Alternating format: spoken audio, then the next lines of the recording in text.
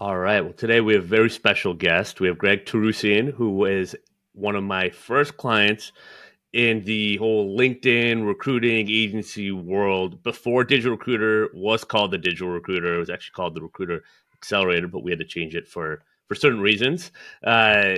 He was one of the first people I worked with, and he is the founder of Samson Rose, a boutique search firm working with robotics and AI companies. He's also the host of Machine Minds podcast, where he engages with founders, leaders, and investors in the world of robotics and AI. He's a seasoned recruiter with over 15 years of experience, corporate, internal, agency. He's done it all. He's a family man, and he's just an awesome guy. So I'm really excited to have him on here. He's a wealth of knowledge and experience and just doing things the right way in this industry. So Greg, thanks for being here, man. What an intro. Thank you. I need to record that and just stick it on my LinkedIn, maybe. you can do it. We won't have to tell anyone that was my second attempt at the intro. But I guess I just gave the game away. Hey, but that's why we do retakes, right? Yeah, exactly. So thanks for having me on the show. I appreciate it. Of course, man. It's great to connect again, and there's been so much for us to catch up on. I'm like, all right, at some point we got to hit record here so we can share all this stuff with the listeners. But let's kind of start where we always start. Just give people a little bit background and kind of how you got into recruiting. Sure, happy to. So as you mentioned, I've been in the recruiting world for 15 years, plus or minus. I'd have to look back at back at my LinkedIn, but I started in the UK. I'm from London originally. Recruiting is, well, the sales recruiting side of things, probably born there. You know what recruiting is today on the agency side, that 360 full desk kind of thing. So started there. That's where I learned a lot of what I do these days, the good, the bad, and the ugly. Moved to the US with a UK headquartered recruiting firm that had an office in LA. After a couple of years there, I went internal, met my wife out here, got married. And I always wanted to go internal. I just thought to really understand the full life cycle of recruiting. You know, when you're agency, you only see a part of it, right? There's only so much influence you can have, so much impact you can have. In a lot of ways, you're like this necessary evil to some people. And depending on who you're working with, or even your own perspective of yourself and your chosen career path, it can be that way. So I wanted to go internal. And I did. I was with an ad tech firm, and then I got headhunted into a company called Hyperloop One, where I was with them for over 3 years, built and led talent acquisition team, most of the company, like different verticals within the company. And then before I went out on my own, I was director of talent acquisition at Sweetgreen, which is a fast casual, tech forward salad chain. I love Sweetgreens. Yeah. Back in the LA days. Yeah, it's so good. But not a lot of people realize how much tech is involved with Sweetgreen. You know, even when I was there, we were looking at robotics and automation for food prep, right? And then there's a lot of direct to the customer, the app, the website, all of that. So there's a lot. I was the director of corporate, but I also led the whole team that worked on leadership for every restaurant as well. So it was pretty decent sized team and spread across the US. And then that brings me to starting my own business and going out on my own. I think the usual story of just falling into recruitment is there as well for me. You know, I had one of my best friend's sisters was in recruitment and said, "Hey, we're looking for a trainee. You'd be great. Why don't you come and interview?" I was in sales at the time, and I was like, "What is this?" I spoke to one of my other good friends who was in the space, and he was like, "No, you don't want to go there. Come to my company or come to this company that's got all these resources and a background and like better people." And yeah, that's how I fell into it. It's a great background. Definitely kind of you got the balance of experience, kind of seeing a lot. And how did that prep you? I guess kind of number one, why go off on your own, right? And how did that experience kind of help prep you to go off on your own? Yeah, good question. So I want to say it probably wasn't the ideal timeline. Is timeline the word that way? Or a sequence of events probably to going out on my own. What you traditionally think of is maybe you were internal, or maybe you were agency internal, then you went back to agency, you're working like that for a bit, and then you're like, you know what, I'm going to do this for myself. Mine was going from internal to agency, or external again. And the drawbacks of that were I hadn't worked external for, I don't know, 6 years maybe. So you think about all the things that are embedded to you when you work in a bigger agency, or even more of a structured one. It's like, you know, you've got your KPIs, you've got your ABCD jobs or whatever, you're specking candidates, your market mapping, your bit, all of that stuff, like I hadn't done for so long. It was obviously still there, I had the knowledge, but things change in the industry all the time, as you know, and like your training platforms and everything like that, you're always teaching people about new tools and new processes. So I was a little bit removed from that.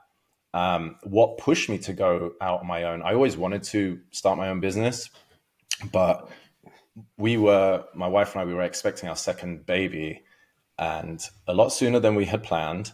And we lived in LA, we lived in Pasadena at the time, and I was commuting to Culver City, where I was working at Brutal. Sweetgreen. It was rough. I mean, it wasn't as bad because we were thinking, all right, well, now we need to move close to in-laws and get help there. And they're in Orange County. I was like, well, I'm not commuting from Orange County to Culver No, no, City. no, no. Yeah. Sweetgreen were really gracious. My manager at the time, she was the chief people officer. I reported directly to the CEO and the COO, and then they brought in the chief people officer, and she was like, look, let's open an office down in Orange County for you. Would you be willing to stay in like Irvine, and you can do hybrid? It's like, oof, that is tempting. But my wife is really the one who pushed me. She's like, if you're ever going to start your own business, if you're ever going to go out on your own, now's the time. I was like, are you crazy? We're about to have a second baby. Like, this is not the time. She's like, well, she works full time, thankfully. Kids weren't in school. You know, once they get a little bit older, costs creep up drastically, as you Especially in know, and we'll LA, find a little out. bit. Yeah. Yeah. So yeah, she really encouraged it. And so I jumped in and it was a really sink or swim, right? Like I said, I didn't come out with a playbook from an agency. I didn't have a market set out. I didn't have a Rolodex of clients that I could just go and say, hey, I'm going out on my own. If you still want to work with me, like, let's do this separately. So I started from scratch, like really. And so you start from scratch, and this is a story I hear a lot, right? Someone goes, internal, goes on their own, and it can be crickets, right? You're not used to the rejection, how, or just kind of the silence, and there's like as you said, the KPIs, and what do I got to do to hit my numbers, the lead lag Yeah. effect to get through it, like how. And it's just like, I guess, mentality wise, like how did you kind of overcome that and just kind of stay persistent? Because like now you're extremely successful, like, but that first stage, right? Family, second kid on the way, being persistent, like how do you deal with that and like persevere? Yeah, that's another great question. I hadn't actually thought about that. If I think back and just Yeah. the position that I was in with what I'd built up in my career at that point, like without being big headed or whatever, but if you've been in a space long enough, even if it's just not a niche, like a vertical, but if you've been in the recruiting world long enough, and at that time, my career had been split between internal and external. So I felt like I had a pretty good knowledge, experience, perspective of both sides of it, and both continents. Yeah. I had that awareness and confidence that I know I can add value. I know and I'd built up enough good reputation with whether it was other podcasts or trainings or teams that I'd built and people I'd trained or clients that I'd worked with, people I'd placed, that I felt like something good would come from it, and I guess I wasn't scared of rejection. That's recently, thinking back through my career, I think that's one of the biggest things that used to hold me back earlier in my career, was like caring or thinking what other people thought. When you're reaching out or trying to engage or sending, hey, I've sent this person 7 messages and they're just not getting back to me. And I don't, most of mine are organic and natural, like, oh, congrats on your funding, or it was great meeting you at this conference or whatever. And a lot of the times people don't get back to me. Back in the day, I would have taken that really hard. Now I'm just like, I want to reach out for this reason. And if they get back, cool. If they don't, whatever. I'm not going to take it personally. So the consistency part of it kind of just came with like pushing all of that to the side, knowing I need to get something going here from a client standpoint or a vertical standpoint or something like that. And then moving forward, I was really lucky. I guess lucky is the word. The strategy that I took when I first went out on my own, if anyone is internal and is thinking about doing this themselves, was I would get reached out to via headhunters or heads of other HR teams or CEOs to come and be their head of talent or come and work for their company when I was employed. And that was my first list of people to reach out to, like, hey, look, I don't know if you filled your role, because some of them just pulled it, some filled it with someone else. But I'm actually going out on my own. Don't know if you still need work done or if you wanted to partner or if there's something that I can do for you, but I just wanted to let you know. And if you're still looking to fill that role, I'm happy to send you referrals. And that the first 2 clients I got was like that. So you said referrals, not I'm willing to help you find the person. No, referrals. Yeah. Why'd you go that approach? Again, from being internal, I know what people are receptive to. Yeah. If you're just purely transactional, like, oh, if you don't want to hire me, I'll hire someone for you. Let's talk about how we can engage on that. Even that's softer than my terms are X, which some people could just want to jam that down your throat. But I felt like my network in the internal world at that point was good enough to refer people, and then good should hopefully come back. Like, that recruiter is going to know I helped them get the role, or that CEO or head of people is going to know that I introduced that person. So if there's ever a need, hopefully they'd come back to me and I'll keep in touch. It's a warmer reason to keep in touch and check in. This is going to be revolutionary for a lot of people, but I hope whoever's listening, really paying attention to this, because this is I didn't know that you had done that, but I'm not surprised, because when we first started working together, I always ask people, what's the messaging you typically use? I kind of want to understand how someone thinks, right, about outreach and business development. And you had one of the best messages that I've seen anyone start to, you were already using. I was like, this is good. Like, that's where I knew, like, you knew strategically how to leverage the certain things we were working on, automation or anything else like that. I'm like, that was great, because you were strategic about who you were targeting and reaching out to, with the profile change and kind of how you did eventually have your strategy. Like, you knew they were going to see that, almost like, you were just trying to network and connect, right? You're trying to learn about them first. And I was like, this is what scales really well. If you can do that at scale, you're going to build the ecosystem. And as you said, just knowing your value, knowing the just building the ecosystem, right? Being able to give, like, true value, right? Yeah. You do that enough in an abundance, it's going to come around, right? And people are going to respect your different approach. So, but I didn't know you took it as far to, like, give referrals. I mean, but it's genius. I mean, it really is. Thank you. Yeah. I still do it now. There's companies. So I work a lot in the seed A, B round companies, and robotics. I'm not in the bubble AI space right now, the real hype of GPTs and LLMs and generative AI and all of that stuff, which is great, and it's bringing a lot of awareness to the space and investment dollars and all of that stuff. But the AI that I'd always worked on, it was always that intersection of hardware and software. And anyone that's worked in the hardware world knows that it's capital intensive, it's labor intensive, it's space intensive, which means those earlier stage companies, they have to watch their dollars very carefully. Otherwise, they can go under quick. And then when the investment side of things was drying up, they're even more wary of their spend. So I will still nurture the relationships with these early stage companies, and, like, I'll fly out to see you. I'll meet you at this conference. Hey, you're looking for a sales leader. I speak to people all the time. Like, I'll make warm intros for you. I'm not saying I'll work on the role, or, I'm not going to sign terms with you. But when you hit that stage, who are they going to go to? The person that's been intermittently sending them candidates and making relevant intros during the year of, hey, this person could be an advisor. This person could be your head of sales. I know VCs that I'll introduce you to. Naturally, they'll want to work with the person that understands their business and has been helping them along the way without the need or want for anything in return. Yeah. I will say this, though. I was having this conversation recently. with a director at another agency who's like, hey, I'm thinking about going out on my own. How are you doing this market? And I was like, look, what I do, because you mentioned it's scalable. Some parts of it are, but what I've been doing or the way that I've been working, sorry, I knocked my mic, the way that I've been working, you probably wouldn't be able to do in a traditional or larger agency, that just push KPIs down your throat, or it's all about, output numbers and stuff like that. Because part of it is nurturing, to use your phrasing.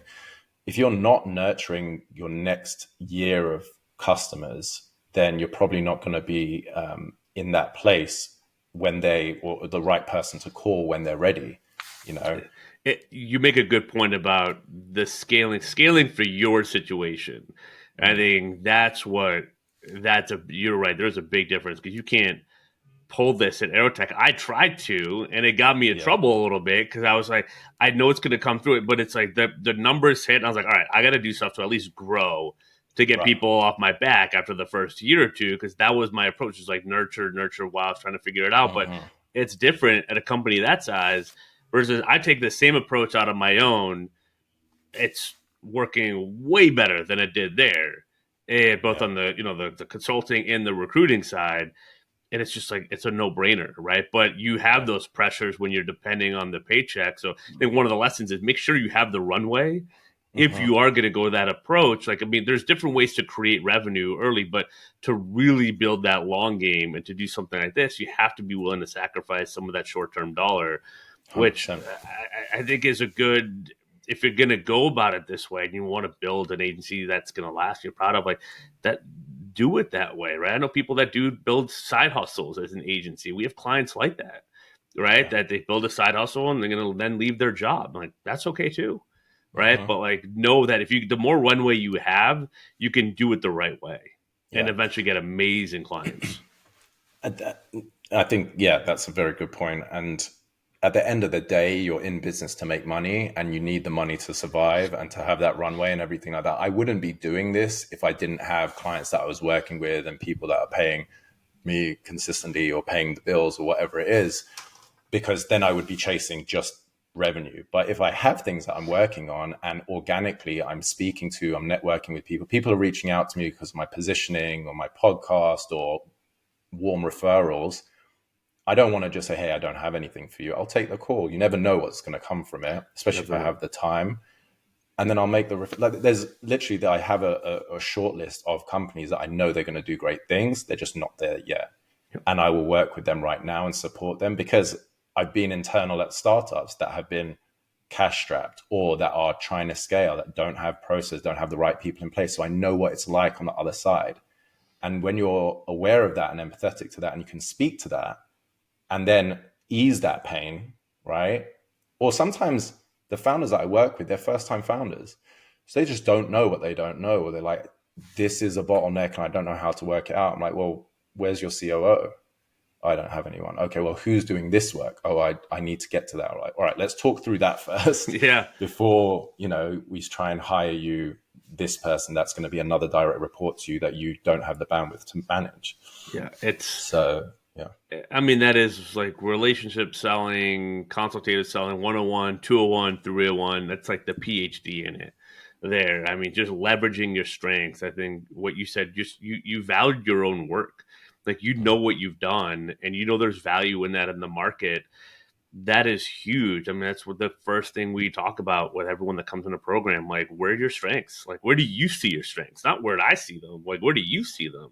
Where do you feel it? Because someone's typically having a sales issue. It's a confidence that they don't know their worth or their value in the market, right? You got to get that clarity first. And the fact that you had that, like, maybe you not have the specific robotics and AI niche, but you knew with growth, minded startups, like you could come in and help at least, no Yeah. matter kind of what the role was or whatever else. And so, like, it's just you have a starting point and you can kind of keep chiseling away at it until I wouldn't say you get to the finished product, but where you're at now, you could do for a long time, and I think you'd be good, right? Like you're it's sustainable, and now you can make strategic pivots if you want to, right, by choice. Like that's key though, that internal confidence. Like, I have value to add, and not just that, oh, there's money out there and other people are making money recruiting, but like what value can I bring? And the byproduct of that is going to be, making some good money, right? Because the Yeah. margins can get pretty stupid pretty quick in this Right. industry. But like you got to have that 0 to 1, of just like yourself first and bringing that value. For sure. Yeah. Yeah, for sure. And But then, go yeah. ahead. No, go. No, no, no. You go on. We Well, can I was going to switch stay on this topics. point for So ages. Yeah, yeah, yeah, yeah, yeah. no. I was going to We'll switch come. because I was going to evolve to what I think we mentioned before with these sometimes cash strapped companies. You've done a lot of retained searches. You've done some contingent searches. Like kind of, you work with a lot of different pricing models, Hmm. right? How do you I guess how do you approach that? Because there's a kind of a school of thought that's like, oh, retained is like this like class by Hmm. itself. It's like it's better than contingent, and I kind of argue it might be not. Yeah. Sometimes it is, sometimes it's not. Right? I think we've established pros and cons, but like, how do you see that? Right? Kind of the pros and cons, and kind of how you Mm. go about that piece of it with clients. Yeah. So you first have to be clear on what they are, right? And what the differences are, not just from a pricing model, because I mean, even a junior recruiter should be able to tell you the difference between just traditional contingent and then traditional retained, right? And then you and I know there's everything in between. Um, but then what you're giving to your client as an extra added service above what a contingent would be. And then when you're clear on that, knowing how to communicate that to your client. And for me, where we spoke about offline, I've learned a lot with retained and retaining bad clients for the first search. And I speak to friends, I've got like some of my best friends out here, they're independent recruiters or have small agencies. And some of them are just like, I don't want to do retained. Like, it makes me nervous. I take this money. Now I'm like sweating about performing. And it's the first time I've worked with them, blah, blah, blah. And they're like top billers at their old agencies. And now they've gone out on their own. I'm like, what is that mentality about? And then others are like, I've had the worst experience doing it because they're a bad client. I don't want to give the money back, but sometimes you just have to and just say, sorry, like this isn't working. So it's a double-edged sword. If you retain a bad client, yes, you get a bit of money up front, but then at the end of the day, you're stuck working on, you have to dedicate your time working on something that may not come to fruition or is just not worth the time. Yeah. I don't know if I'm answering your question. You answered it perfectly, right? Yeah. And so it kind of goes, yeah, the qualifying the clients, qualifying the job, not just diving into the money.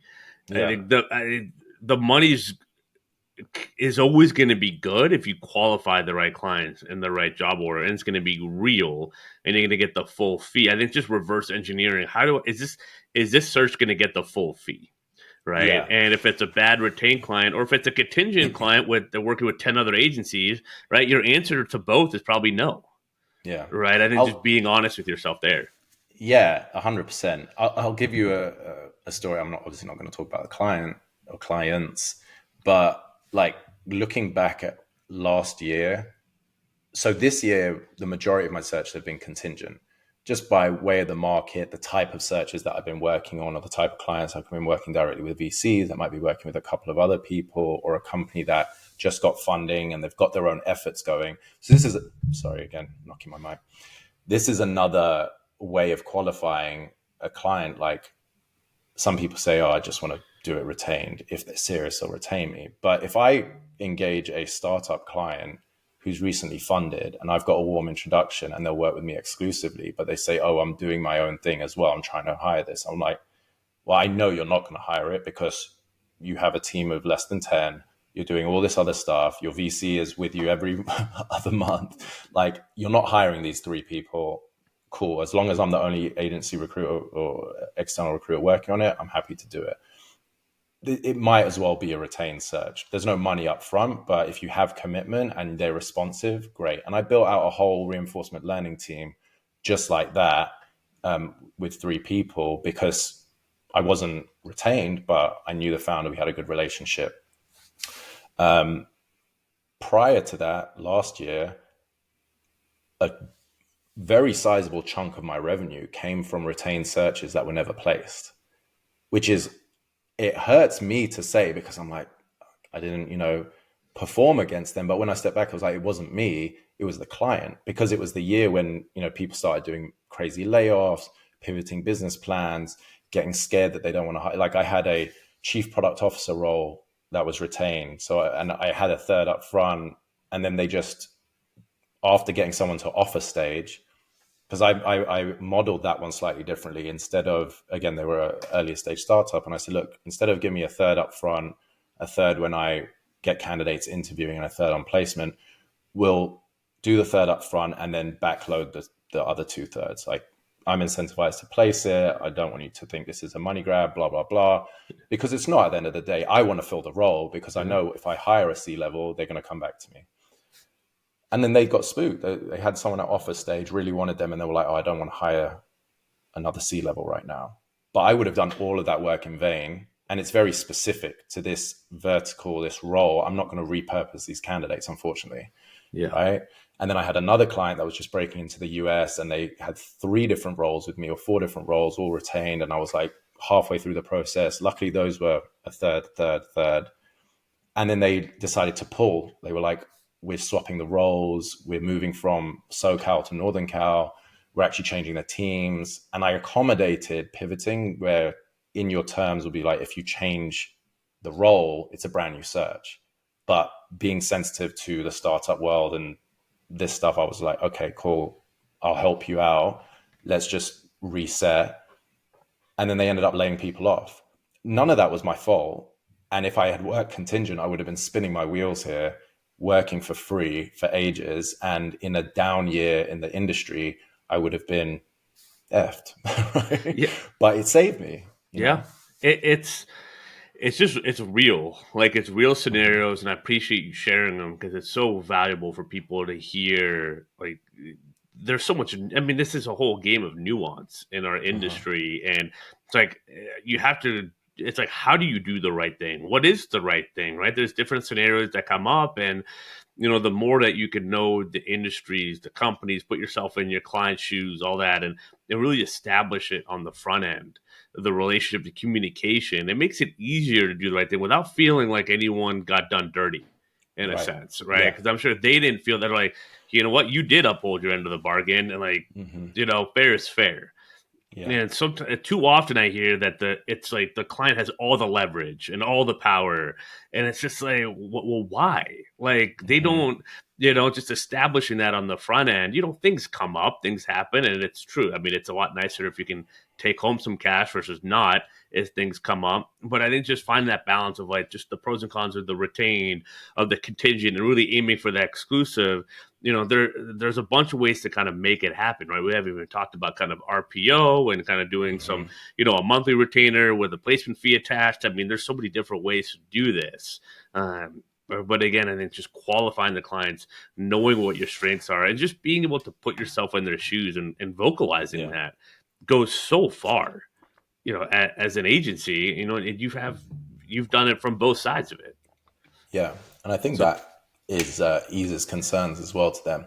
Even if you haven't, right? Even if you haven't, but just speaking to it and taking a moment to be aware of your client's situation, right? I don't know, everyone BDs in a very different way, but if this company just raised like their Series B, they're going to be getting bombarded by people trying to sell them shit. Not only candidates, but software, but outsourcing, but everything under the sun. They're just prey. Yeah. Prey. Yeah. But if you had a nurturing relationship going along, and you're aware that that's coming later on, or whatever, you're ahead of the curve, you can be more mindful about how you're communicating things, or educating them about what's going to come. Even if you haven't been internal, you think for 2 seconds, what would it be like to be in that position? That helps a lot. And connect with internal, like, if you don't know, connect with internal recruiters, or listen to this to get an idea, right? Or different reasons, like, seek that out. And just like if you're a job seeker, you do some informational interviews, and you can like do that as an agency recruiter. Like, try to build up some strategic partnerships, and talk to internal recruiters, and just to kind of understand like the day in the life and all that. Like, get that knowledge, get that firsthand knowledge, and it can arm yourself. Because I think what you said is so true. It's one of the pillars of what we teach. It's just that mindful communication, right? Just be thoughtful in everything you do. There's nothing wrong with automation. Nothing wrong with content. Nothing wrong even using AI potentially for content or at least some ideas, but just be thoughtful about it, right? Is this my voice? Is it not my voice? Is this better as an idea generator or just, as a standalone? Same thing with any type of messaging. Like, what's in it for them, right? Like that compared, but also just knowing the rest of the market, right? And not taking things. I think it also helps not take things personally, as you said earlier, right? Like it's just they could probably got bombarded. They might not have seen it or whatever. Like who knows, right? Yeah. But it's like you don't have to take it personally. Like if you, as you said, if you're doing it right, you're controlling what you can do well. Like the chips will fall as they may type situation. I'll also give you some insight there about, not responding. Maybe they haven't seen it, why they're not coming back. Something I wasn't aware of until I was internal was just email community. I mean, being in an agency, right? I used to be like inbox zero, everything's filed away, very nice. Like you're so responsive and urgency is like drilled into you, right? You want to get back to everything that comes in. Candidate comes to you, that's money, right? Client comes back to you, that's money, blah, blah, blah. So you're on it. When you're in a HR team or a people team, it's very different. I would sit with my CHRO or CPO and look, and I'm like, how do you have so many emails in there? And why have you not read them? He's like, I need to get to this. Literally like hundreds and hundreds. And they're not just sales ones. They're from the CEO. They're from like external headhunters. All of it, there's everything in there because those individuals are in meetings most of the day. So they're not like a recruiter where you just sit behind your desk and you're like on the phone and on LinkedIn and whatever. LinkedIn has hundreds of messages. Their inbox has hundreds of messages, right? If you get them, if you're lucky to catch them or something that's appealing, you'll probably hear back from them. Yeah. But the chances are they probably haven't seen it. And then there's the same for an internal recruiter or a head of talent. They're getting sold new sourcing software, new marketing software. There are people trying to outsource them like constantly, which is why some of the content or outreach recommendations that you guys give is so valuable. Your headline or whether it's an MPC or whether it's personalized or whatever, those things definitely make you stand out, but you still don't know if they've seen it. Obviously you've got like the tracking if they've opened it or not, but you don't know if they open it in a meeting. Yeah. This is why I don't take things personally, because I've been there and I've seen it happen. They'll open it like, oh, that's interesting, I'll get back to it. And then 100 emails come in before the end of the day, it gets buried. So that helped me to not take things personally as well. Well, let's dive in. I mean, this is fascinating for so many reasons. What would be some of the best, especially because you're validating so much of what we teach, and it's almost like there's a reason why we started working together. So I love it, but this is a point that's really hard for some of the people I work with or even taught to understand about the approach because they think, oh, it's passive. I'm not being a hunter. I'm not being aggressive, right? Like I'm not asking for the call or it's just like it's just engaging in the conversation and nurturing and building that up because sometimes you can nurture. It doesn't always take a year or two. It could take a week, it could take a month. Like you don't know, but you're mentioning, right, they get hit up all the time. I'm sure the messaging quality a lot of the time is not that impressive, right, from external recruiters and everything else. What are some of the most effective ways? And then maybe we can get into the not effective ways. But yeah, what are some of the do's and don'ts? Man, that's a silver bullet, right? Yep. As much as you can do, and this might be controversial and this might not be what you want to hear and all of that stuff, but as much as you can have relevant content or a great message or a great candidate and all of that stuff, unfortunately, and I tell people this that I'm speaking to, like potential new clients every week, recruiting is a combination, it's a marriage of like relationships and timing, right? So if you're sending relevant content or candidates consistently, it could be like once every 2 months to, let's say you hire software engineers and you're sending them to the CTO all the time and they're like, great candidate, no need, I'm not going to respond, I'm not engaging, but it's relevant, right? That's a one-sided relationship, but you're still creating some sort of relationship and awareness.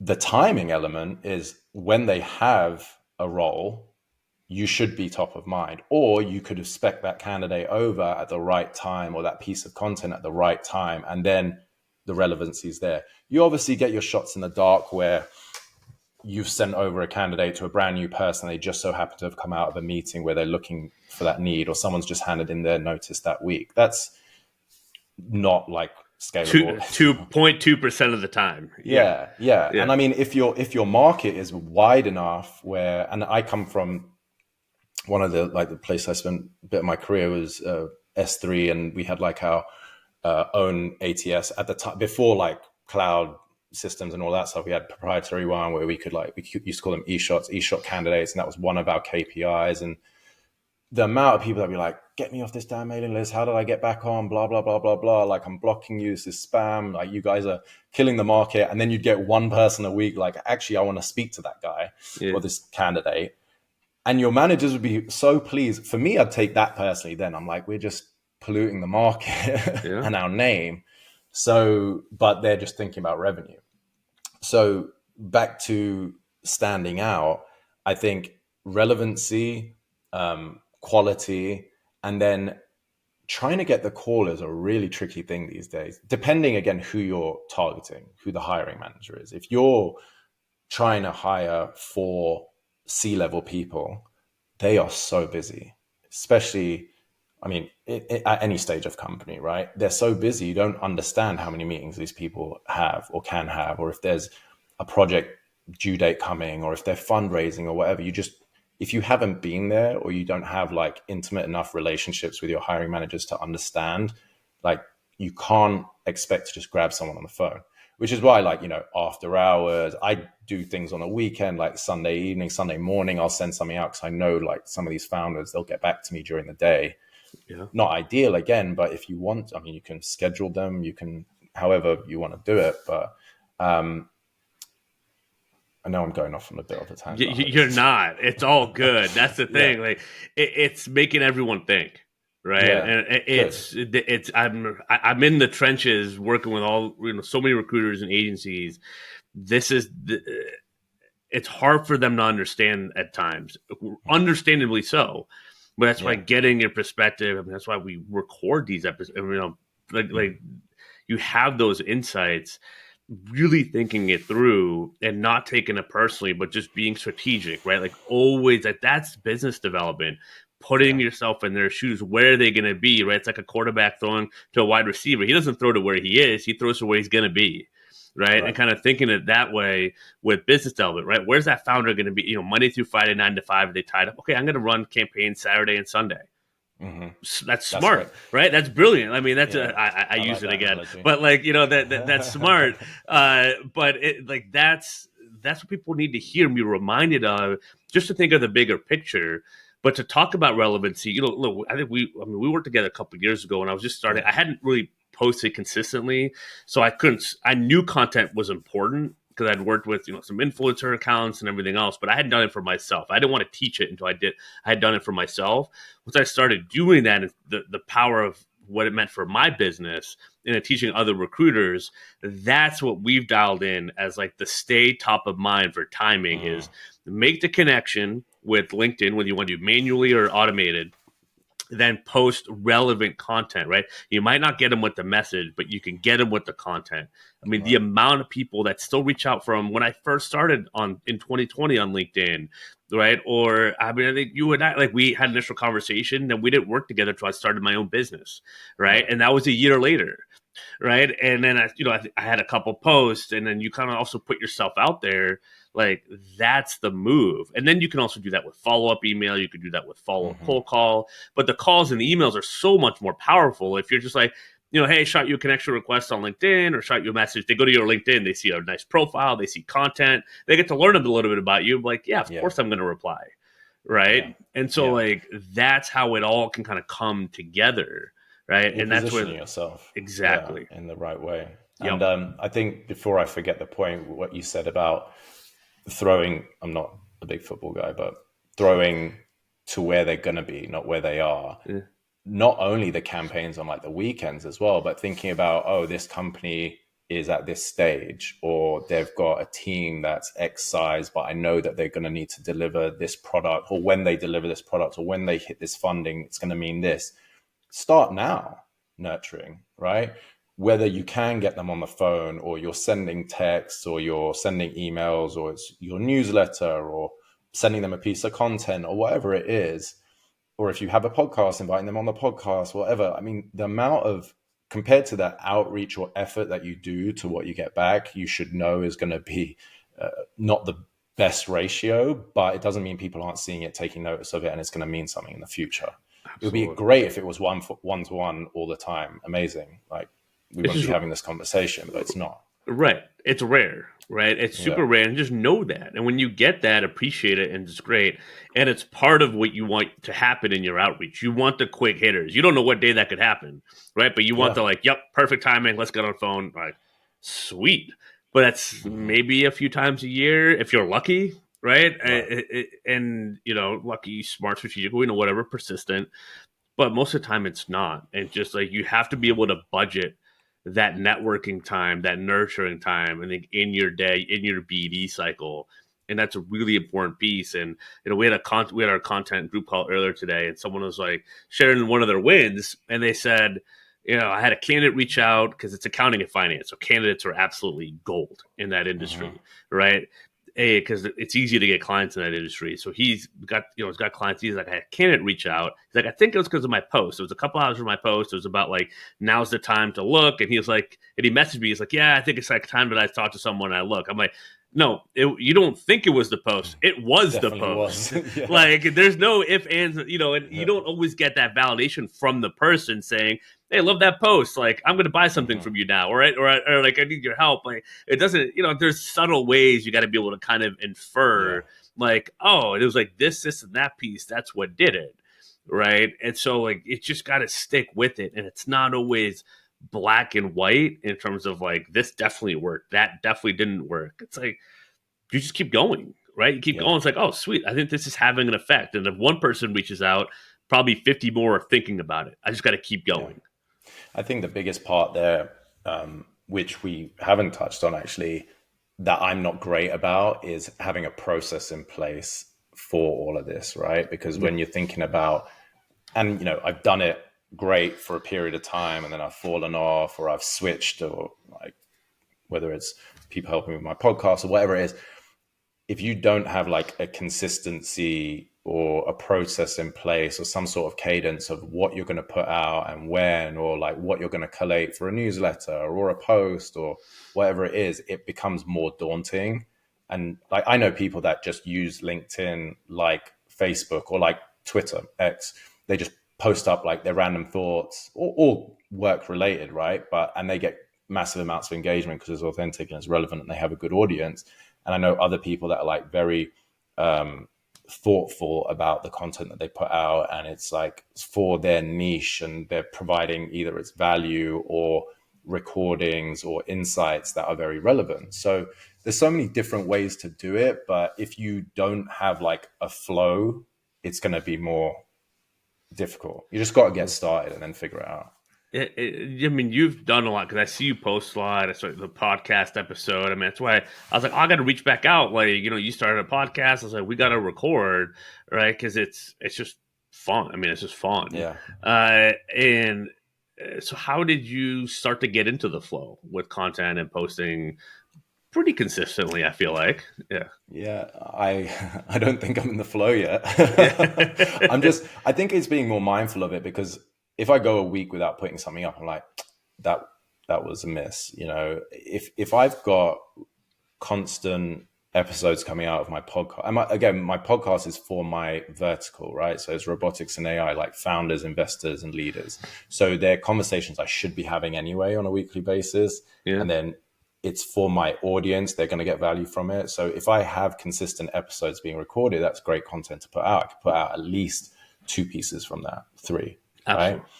But then I can put out more about my thoughts about a particular thing happening in the industry or roles that we're hiring for or whatever. And then trying to keep it more top of mind to jump to LinkedIn and post something first before, you know, some people will be like, only like post every day or post 3 times a day or post twice a week. Like, I don't know what the algorithm's doing. It changes all the time. Just do what's right for you, and make it consistent. That's the main thing. Make it quality and consistent, and then see how it works. You can always try it out. Like, I think it's 1%. If you post once a week, you're in the top 1% of creators. really? Wow. Yeah. So if even what you're doing, like you do have a flow, like you have the internal, either it's clock or reminder. That's like if I didn't Yeah. post, it's like like that's it. Like that is a flow. I think some people I work with, a lot of recruiters, they got to get to that point, right, where they kind of feel the burn of if I didn't post.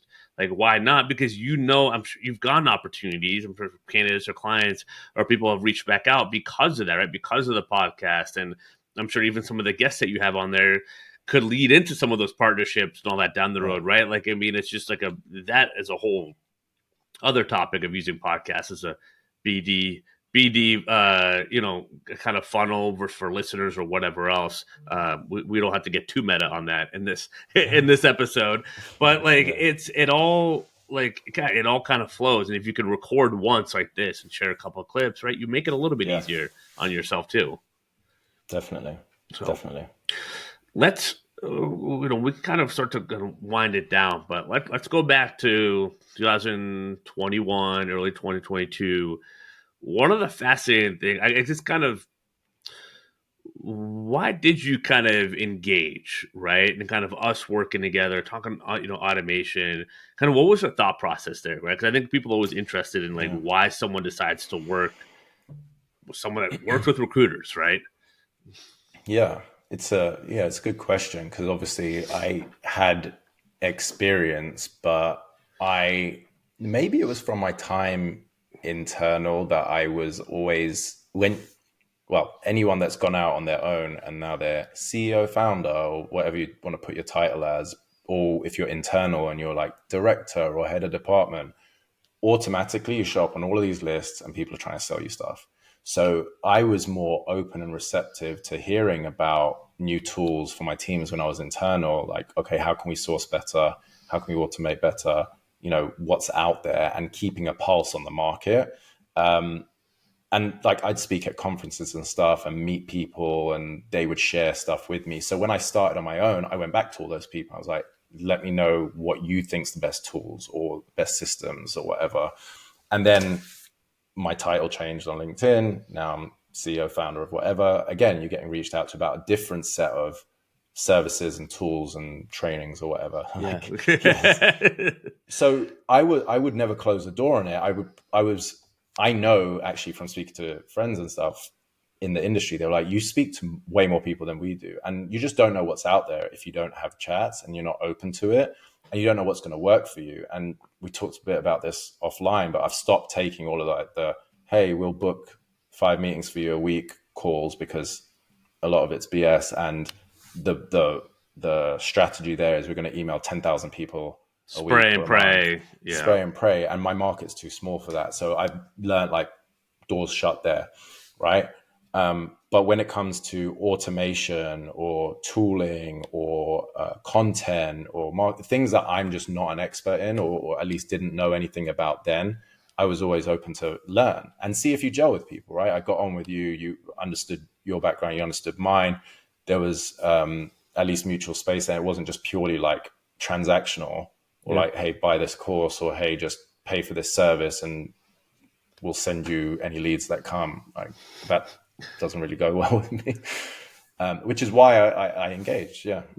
It's good to, it's good, I think, to kind of say out loud. 'Cause I think sometimes people that have experience in recruiting, it's easy to get jaded, right? And understandably so. But knowing, like, it's not necessarily the tool, it's how you want to approach it, right? Finding a partner, if you value the relationships and doing things the right way, but you're not quite sure, like, go vet someone that gets it, right? That you do vibe with. And I always say, like, work with the person you're willing to learn from. Right. And not just because you feel like you have to do something, right, but to kind of get the value out of it. And it was interesting. I remember, I don't know if you remember this, but when we were working together, you built everything. You built all your campaigns. You built it out.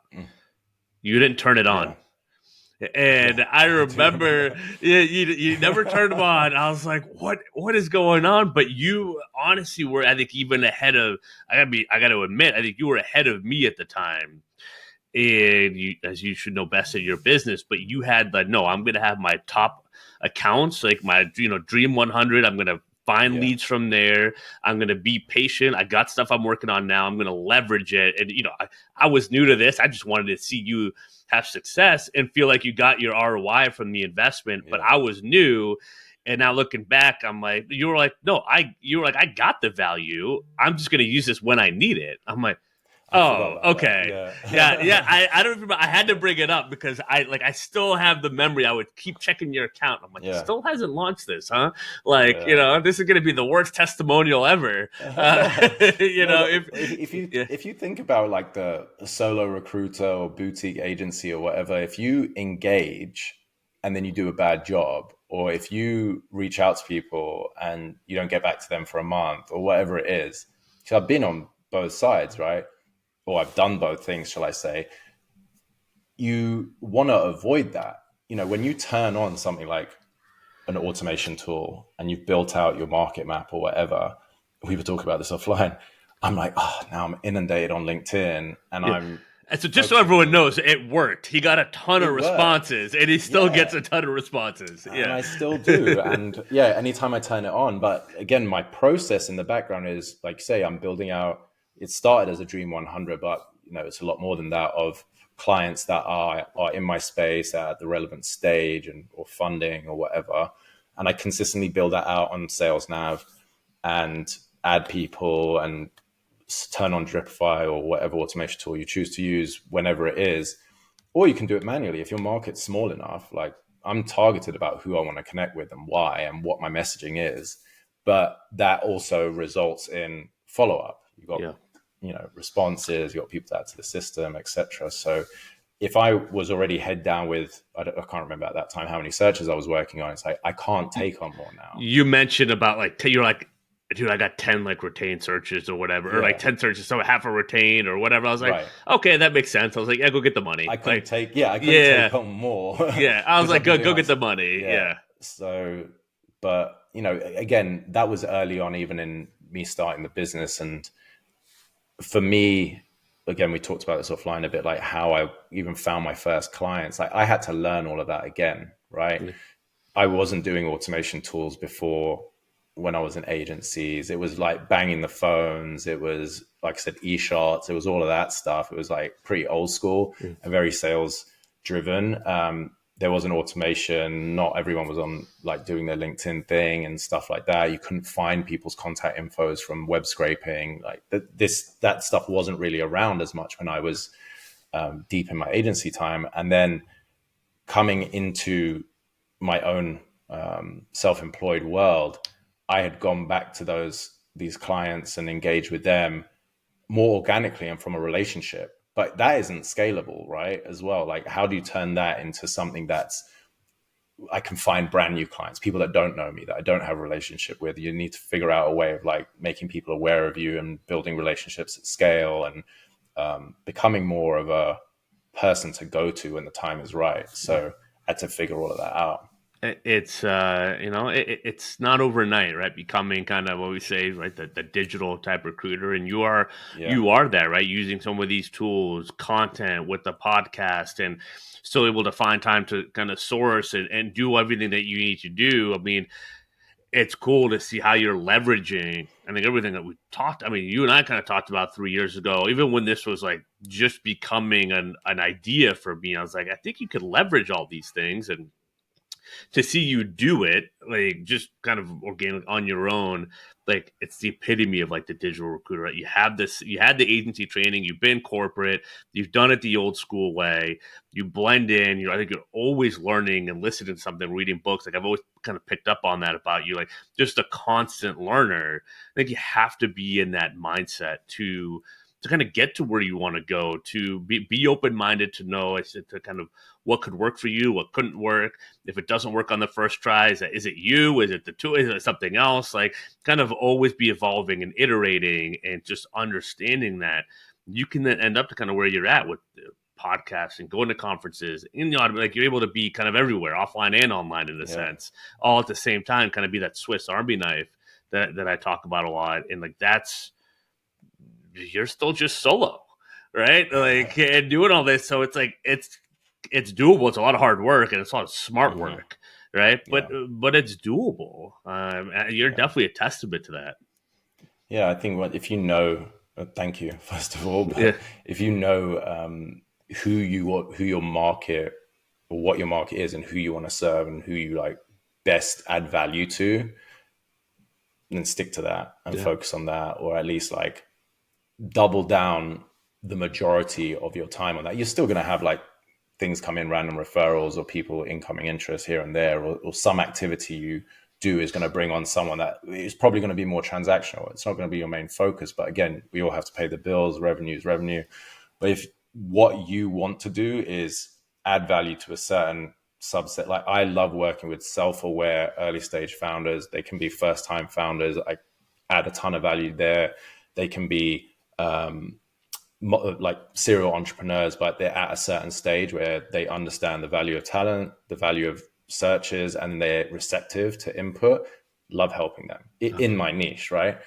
Am I best suited to working with a public company? Probably not. Would I do it? Yes, 100%. But am I going to chase it every day? Probably not. I mean, dollars are there, fees are there.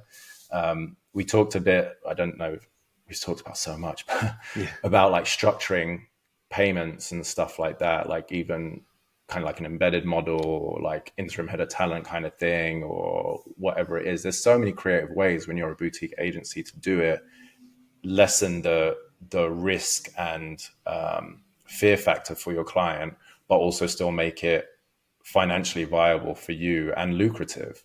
And then factor more of it on like successive placement, depending on what the workload is, right? If they just like, hey, I want you to build out my database or create a pipeline of candidates or map a market, cool. Figure out a way that that's financially viable for you. And then can you use that work with them later on or for someone else? If not, like factor everything on placement. It's just a great, I think it's just like the best way to wrap it up. Because I was going to say, kind of, what's the piece of advice that you have? And there was a few gems in there. I mean, this whole episode you've been providing gems, but that's like figure out what's viable, right? What lessens the risk for the client is a huge one that I don't think recruiters think about.